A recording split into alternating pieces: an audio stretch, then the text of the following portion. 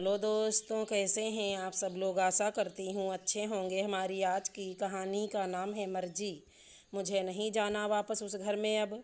बहू नहीं नौकरानी समझते हैं वो लोग मुझे। पूरे दिन काम काम और काम। कह दूंगी आकाश से मैं, अलग घर में रहना मंजूर है तो आ जाना लेने, नहीं तो मैं नहीं आने वाली वापस। गुस्से में तमतमाती और रुआसी होकर मानसी ने कहा तो माँ आशा जी आश्चर्य से उसे देखने लगीं और मानसी को अपने पास बिठाकर पानी पिलाया और कहने लगीं, क्यों परेशान हो रही है बेटा, हम हैं ना तेरे साथ। तुझे कोई भी परेशानी होगी तो हम रहने देंगे क्या अपनी बिटिया को वहाँ। लेकिन ये तो बता बेटा, हुआ क्या है जो तू इस तरह चली आई ससुराल से। माँ आज मुझे उठने में देर क्या हो गई, बवाल मचा दिया सासू माँ ने। कहती हैं बहुओं को जल्दी उठना चाहिए। अब मैं अपनी नींद सो भी नहीं सकती क्या। नाश्ता तो खुद बना लेती हैं लेकिन खाने में ज़रा भी मदद नहीं करती। और ननद देवर के कपड़े भी मुझे ही धोने पड़ते हैं, काम वाली भी नहीं रखने दी। कहती हैं आकाश की इतनी सैलरी नहीं है कि घर में काम वाली रखी जाए। हम दोनों मिलकर कर सकते हैं जब, काम वाली की क्या ज़रूरत है। आकाश की सारी सैलरी घर के सामानों और उनके बहन भाइयों के खर्चे में चली जाती है। हमारे लिए कुछ भी नहीं बचता माँ। क्या है मेरा फ्यूचर उस घर में। वैसे मुझे आकाश से कोई शिकायत नहीं है, लेकिन अगर वो अपने परिवार के साथ रहेंगे तो मैं नहीं रह सकती माँ। मैं नौकरी कर लूँगी और अपनी मर्जी से अपना जीवन जीऊँगी, बस सोच लिया है मैंने। मानसी का चेहरा गुस्से से लाल हो रहा था। आशा जी ने चाय बनाई, मानसी को कुछ खिलाया पिलाया और जब वो शांत हो गई तो कहने लगी, देख मानसी, एक लड़की की शादी सिर्फ पति से नहीं होती, पूरे परिवार से होती है। मैं भी तेरी तरह जब इस घर में आई थी तो तेरे चाचा और बुआ छोटे छोटे मिले थे। तेरे दादा दादी दोनों का देहांत एक रोड एक्सीडेंट में हो गया था।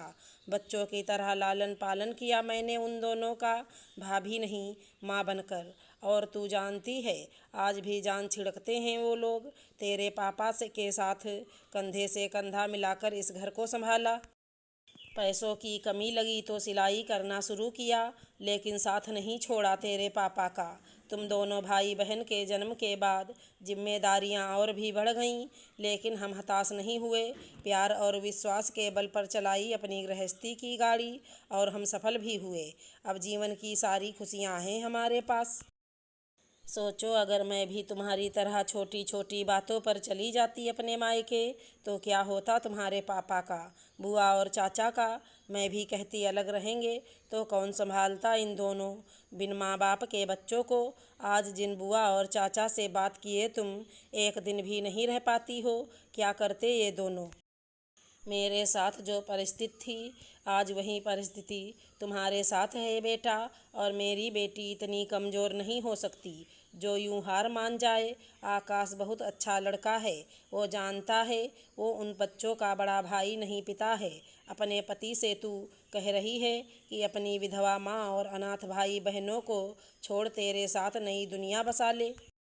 वो घर तेरा है, वो ननद देवर नहीं तेरे बच्चे जैसे हैं। तुझे वो परिवार संभालना चाहिए बेटा, एक विधवा माँ से उसका बेटा नहीं छीनना चाहिए। तुझे पैसों की समस्या है तो तू नौकरी कर, आकाश को सहारा भी मिल जाएगा। घर में काम वाली भी रख लेना और अपना पैसा होगा तो तू अपनी इच्छाएं भी पूरी कर सकती है। बात बस नज़रिए की है बेटा, बात बस प्यार की है। जहाँ तक मैं आकाश को जानती हूँ वो तुझे लेने नहीं आएगा। हम भी कब तक साथ रहेंगे कोई भरोसा नहीं। इसलिए अपने घर जा, अपने पति और परिवार को संभाल, खुश रहे और ढेर सारी खुशियाँ बांट। एक अच्छी पत्नी वही होती है जो हर कदम पर अपने पति का साथ देती है। और मैं जानती हूँ मेरी मानसी जितनी प्यारी बेटी है उतनी ही प्यारी बहू और पत्नी भी बनेगी। आशा जी की बातें सुनकर मानसी अपनी माँ की गोद में सर रखकर लेटी रही और थोड़ी देर बाद बोली, माँ मैं जा रही हूँ, मार्केट को बोल कर आई थी। ज़्यादा देर हो गई तो सब लोग परेशान हो जाएंगे। आशा जी ने अपनी बेटी को प्यार से विदा किया और जीवन का बहुत बड़ा संदेश देकर एक टूटता रिश्ता बचा लिया। हेलो दोस्तों, कैसे हैं आप सब लोग। आशा करती हूँ अच्छे होंगे। हमारी आज की कहानी का नाम है व्यवस्थित। पति की नौकरी के कारण नैना को नए शहर में आना हुआ। नए अपार्टमेंट में आए नैना को कुछ ही समय हुआ था घर व्यवस्थित करने और दोनों बच्चों के स्कूल एडमिशन में व्यस्तता के कारण उसे किसी से मेल जोल का समय ही नहीं मिल पा रहा था। अपार्टमेंट में किसी से कोई खास जान पहचान नहीं हो पाई थी। नैना की पड़ोसी नित्या आई थी उससे मिलने, अपना पड़ोसी धर्म निभाने।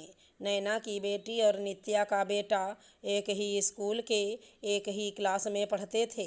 नैना खुश थी कि नई जगह पर नित्या जैसी सहेली मिल गई। नैना का सारा दिन घर को व्यवस्थित करने, रसोई के काम, बच्चों की पढ़ाई लिखाई में निकल जाता। थोड़ा समय मिलता तो टीवी देखने या फालतू में गप्पे मारने की जगह अपनी फिजिकल हेल्थ पर ध्यान देती। नित्या अपने बच्चों को ट्यूशन क्लासेस भेजकर गप्पे मारने के उद्देश्य से नैना के घर आ जाती।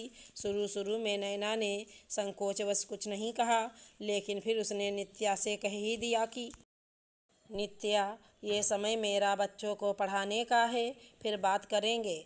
तुम बच्चों को ट्यूशन क्लासेज क्यों नहीं भेज देती, मेरी तरह फ्री हो जाओगी। नित्या ने कहा, बच्चों को पढ़ाने से हमारी शिक्षा का सदुपयोग होता है, पैसों की भी बचत होती है, बच्चों को आने जाने का समय बचता है।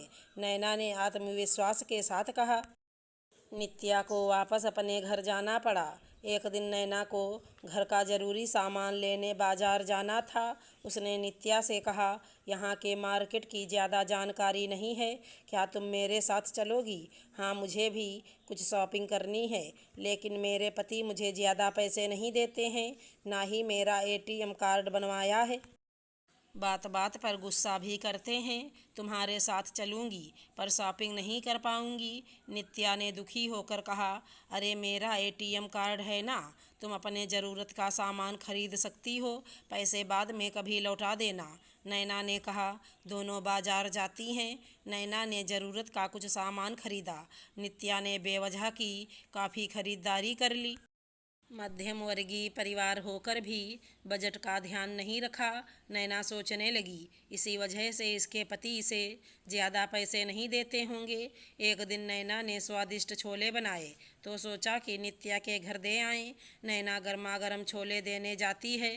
नैना उसके दरवाजे पर ही पहुंची थी कि अंदर से नित्या और उसके पति के झगड़े की ज़ोर ज़ोर से आवाज़ सुनाई दी। उसके पति कह रहे थे कि तुम कितनी लापरवाह हो, आज फिर टिफ़िन में रोटी देना ही भूल गई। ये पहली बार नहीं हुआ है, कितनी बार तुम ऐसा कर चुकी हो।